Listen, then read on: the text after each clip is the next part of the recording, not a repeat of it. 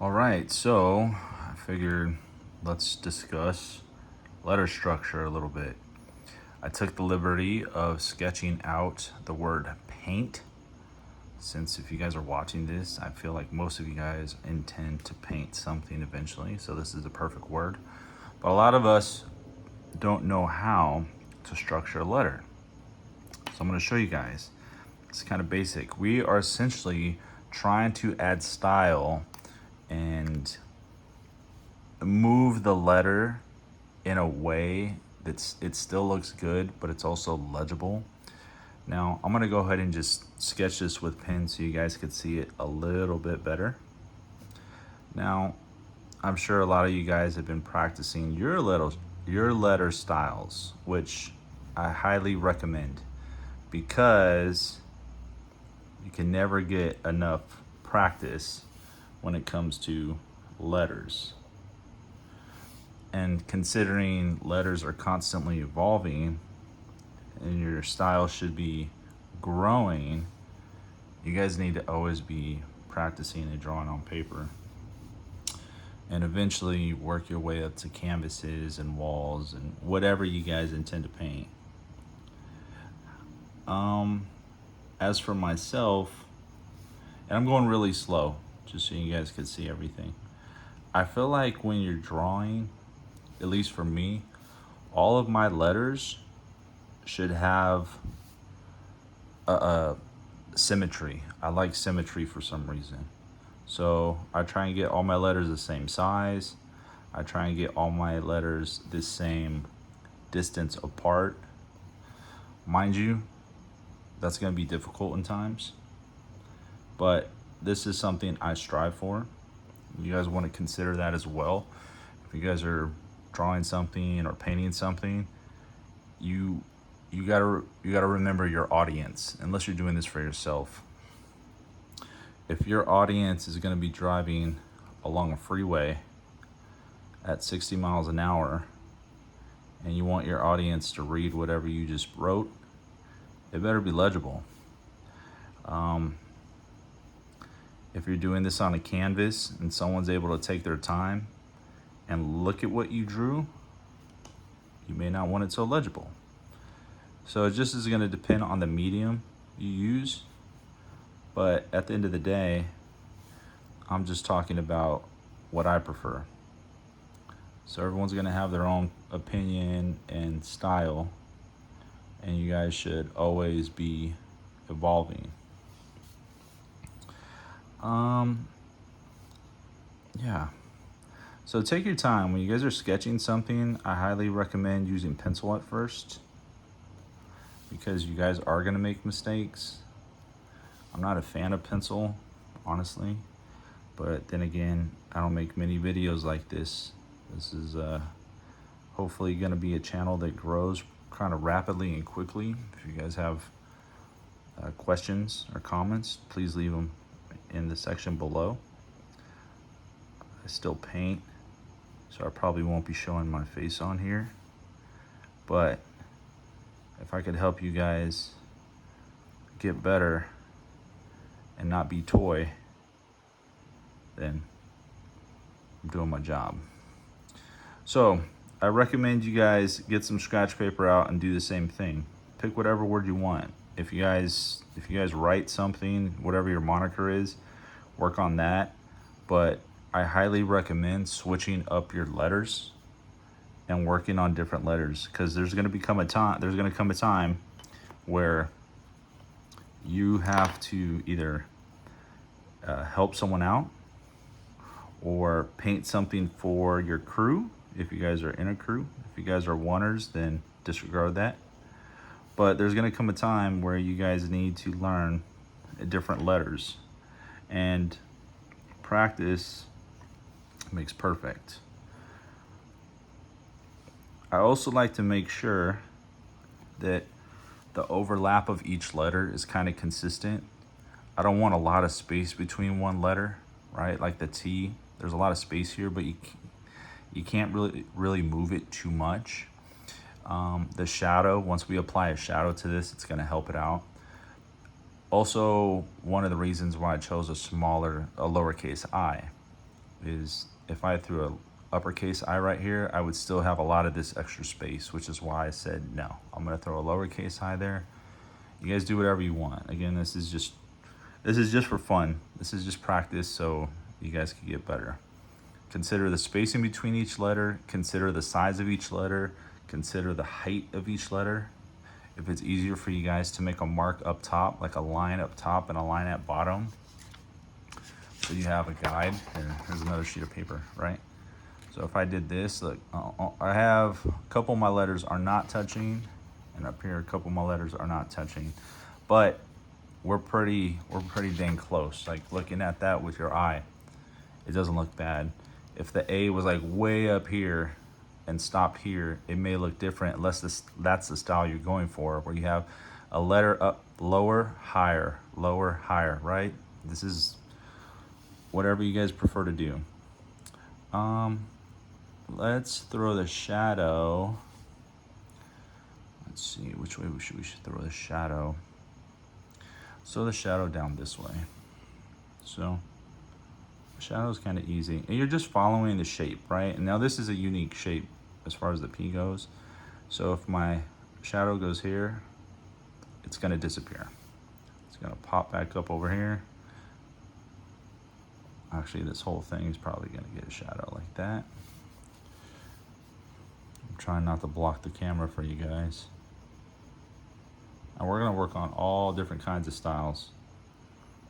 So if you guys want to see a specific style, let me know. Some of you guys are probably just starting out. It's the whole point of this channel, to help you guys that are starting out. This is quick and dirty. If you guys want to really spend some time on your shadow, go ahead and do it. I just do my lines back and forth to save some time.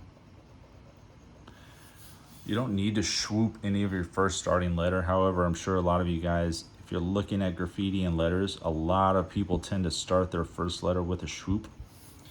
I don't. I just did it in this instance because it looked kind of funny. And we're just going for practice today.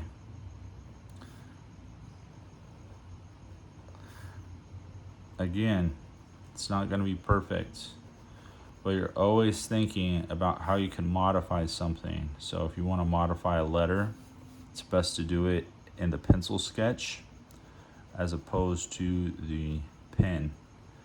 The nice thing about eventually painting with spray paint, you can fix your mistakes. You just paint right over it and keep going. With pen, it's kind of permanent. If we're working with some kind of paint marker like the Montanas that you saw me using in my previous video, just paint right over it. But pen is not very forgiving. So I suggest you guys practice, get a bunch of scrap paper, get a black book, like an art book, and just start drawing and sketching and moving lines and turning the paper upside down.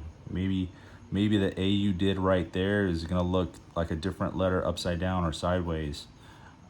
You never know how a letter is going to kind of form and contour and turn into something different. All right, so we're coming up on this N. About to finish this N. And I'm going to talk to you a little bit about shadows, overlapping, and finishing this thing off. If we were painting, we would be doing the fill-in first, but we have no fill-in on this. This is just a quick sketch and an outline to get used to letter flow. And this is a really basic letter flow. I don't expect you guys to be advanced and have all these cuts and arrows and bends and anything. I'm trying to teach you guys the basics. I see too many kids out there and people start to go with a wild style or some crazy ass style, and it doesn't make any kind of sense. You can't read it. It's sloppy. The letters are all not proportioned. it's just a mess. And at the end of the day, we're going for quality over quantity. You want to be good, but you also want to have your numbers up. All right, so boom, word paint. Simple as that. Now take into consideration, we have our drop shadow, but we also have some letters overlapping each other. If you want to consider adding a shadow where the P and A are, just a little shadow. It doesn't have to be major, just something that shows that P is overlapping it. You could even do it here if you'd like. Make this line a little bit thicker, cut it down. We could do it here. Everywhere where you see the letter overlap the next letter, let's make it a little bit thicker right there. It gives the illusion that that letter is over the other letter. Adds another layer of complex to a simple bomb. Again, this is just practice. It's not going to be perfect. I'm doing it fast and dirty for you guys. If this were a bomb, we would have a background. It would be super elaborate. You could kind of cheat a background, and I'm going to show you. Normally you would have some white highlights in here. If this was a bomb, you would have maybe a white outline, but a simple way to cheat a background, if you're only using a single color, a pen, is to, let's create a weird shape like this.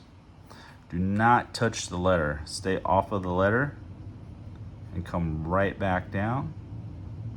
Almost like you're tracing the letter, but you're not touching it. All right? Staying off of it. We have our shape. If you want to fill that in with something, let's just do lines. Like this. This will be our background. This gives the illusion that the bomb is outlined when in reality it's not. And you can do this in a couple different places, right? I'm gonna go kind of fast. You guys should be taking your time on this. I'm doing this for example purposes. Boom, right? And we'll do another one over here for symmetry. Okay. Stay off the letter. Lines.